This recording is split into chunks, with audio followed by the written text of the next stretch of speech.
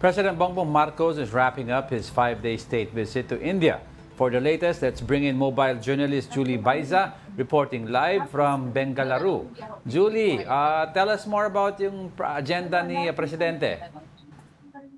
Diego, huling araw na nga ng 5 araw na state visit ni Pangulong Bongbong Marcos dito sa India. Maya-maya lang abangan natin kasi haharap sa kapihan sa atin sa media ang Pangulo para iulat kung ano ba yung mga investments o investment pledges na nakuha niya sa mga naging pagpupulong dito. Kahapon lumahok ang Pangulo sa Philippine-India Business Forum dito sa Bengaluru. 18 agreements ang nilagdaan ng Pilipinas at mga kumpanya dito na may kaugnay sa renewable energy, information technology, healthcare, IT at manufacturing. Sa talumpati, ibinida niya yung lumalagong ekonomiya ng bansa, pati yung pagpapatupad ng mga polisiya o patakaran na makapagpapadali sa mga negosyante na magproseso ng dokumento at negosyo. Sabi ng Pangulo, target niyang gawing trusted, connected at competitive country ang Pilipinas sa Indo-Pacific region.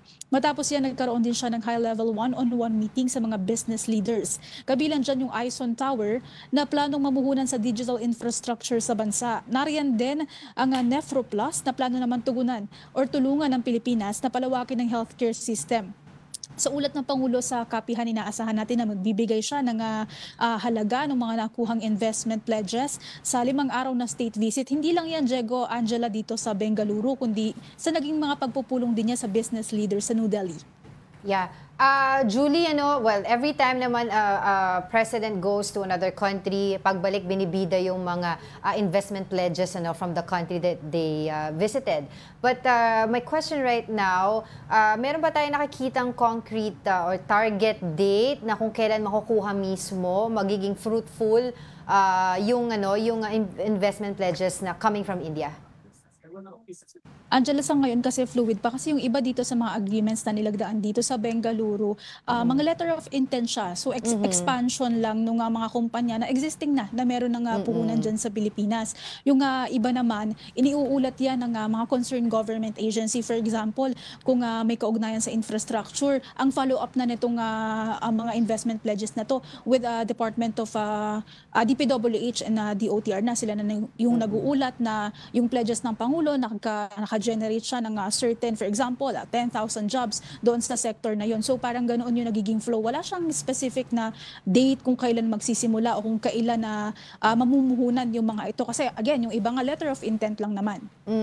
Pero meron ba tayong nakuhang statement, any statement from PBBM doon sa mga nangyayaring political issues here in the country?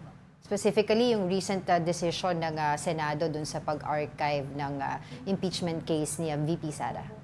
Angela, yun yung itatanong ko sa Pangulo dito sa okay. mangyayari na antayin pa natin. Any more schedules na pagbisita niya sa iba pang mga Filipino community dyan?